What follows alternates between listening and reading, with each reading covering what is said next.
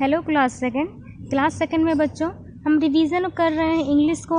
English में हम revision chapter first आज हम स्टार्ट किए हैं और इसके पहले हम चैप्टर फर्स्ट का एक पार्ट आपको भेज चुके हैं। इस चैप्टर फर्स्ट का एक पार्ट बनाकर आपके पास हम सेंड किए थे। आज हम इसका सेकंड पार्ट पढ़ेंगे। चैप्टर फर्स्ट का नाम क्या है? पाम्स सरप्राइज, पाम के आश्चर्यकारी। तो इसमें मैंने आपको ये जो ऊपर का फर्स्ट पैराग्राफ है ये हमने पढ़ा दिया था। तो आज हम ये नीचे से पढ़ेंगे। कहाँ से पढ़ेंगे? ये देखिए नीचे से। जब वो लकड़ी का बाउल जो था, लकड़ी का जो कटोरा था, वो अपने घर लेकर गई थी और जब वो उसको लेकर आई, देखिए she came back with a much bigger wooden bowl, और वह उससे बड़ा लेकर आई थी। तो यहाँ तक हम पढ़ लिए थे। आज इसके आगे से पढ़ना स्टार्ट करते हैं। चलिए पढ़ेंगे। This is not the bowl I give you said Jill. Jill ने कहा, यह वह बाउल नहीं है जो मैंने तुम्हें दिया था। कहने का मतलब था, जब वो इसके पहले बताया था मैंने आपको कि वह एक लकड़ी का कटोरा लेकर गई थी जिल से मांग कर, और जब उसको वापस लेकर आई पैम, तो जिल ने क्या कहा कि यह मेरा कटोरा नहीं है। आई गेव यू, जो मैंने तुम्हें दिया था। This is not the bowl, यह वह कटोरा नहीं है। माई बाउल इज स्मॉलर, मेरा कटोरा, मेरा बाउल क्या है? स्मॉलर है। कहने का मतलब है इससे छोटा है, क्योंकि जो पैम थी वो जिल के लिए एक वुडन बाउल लेकर आई थी और उसका साइज़ क्या था? बड़ा था। इससे पहले आपको मैंने पढ़ाया था, लेकिन बड़ा था। और फिर यहाँ पर ये कह रही है कि मेरा जो बाउल था वो छोटा था। फिर आगे क्या हुआ? You see I put some biscuits in the bowl said Pam. Pam ने कहा कि तुम देखो, आई पुट सम बिस्किट्स, मैंने इस बाउल में कुछ बिस्किट्स रखे हुए हैं, कुछ बिस्किट रखे हुए हैं। It must have eaten the biscuits and grown bigger.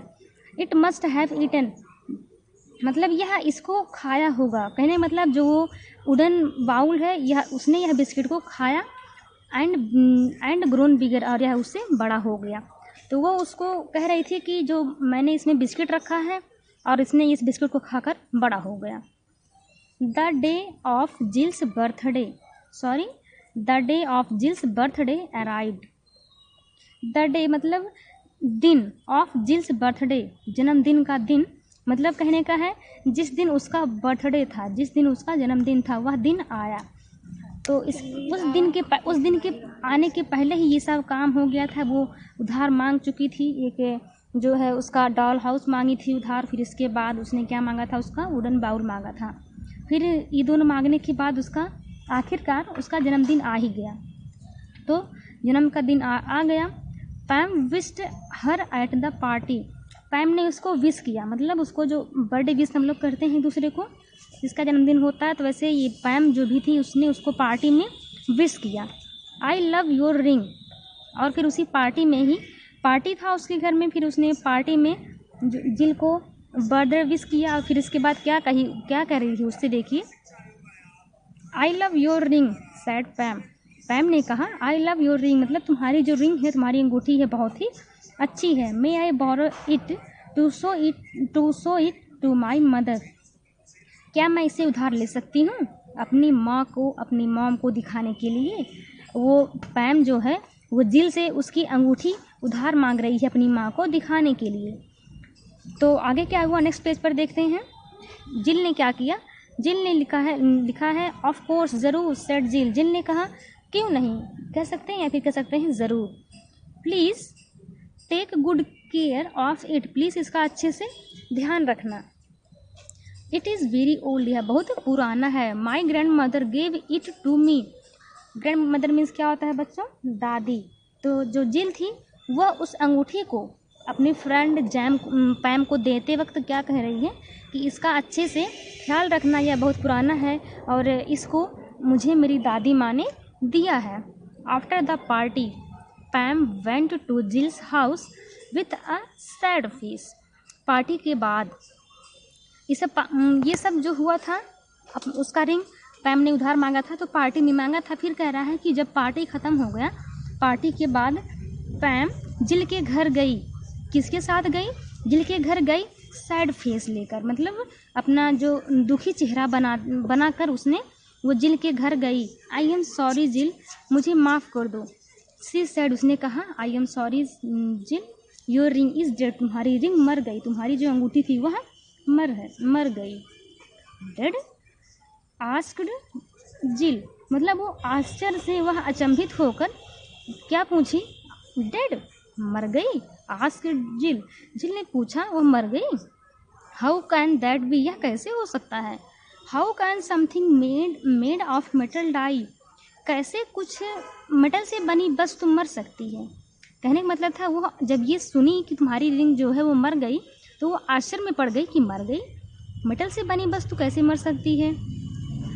पैम smiled, Pam मुस्कुराई। If a plastic doll house can have a baby, a wooden bowl can grown by eaten, then a metal ring can die of old age. तो वो क्या कह रही है, अगर plastic का doll house के पास एक बेबी हो सकता है, a wooden bowl can grown by eaten, एक लकड़ी का कटोरा, एक लकड़ी का बाउल खाकर बड़ा हो सकता है, देन आ मेटल रिंग, तो एक मेटल रिंग कैन डाई, नहीं मर सकती है, ऑफ ओल्ड एज, पुराने मतलब ज़्यादा उम्र में कह सकते हैं या फिर ओल्ड एज में कह सकते हैं।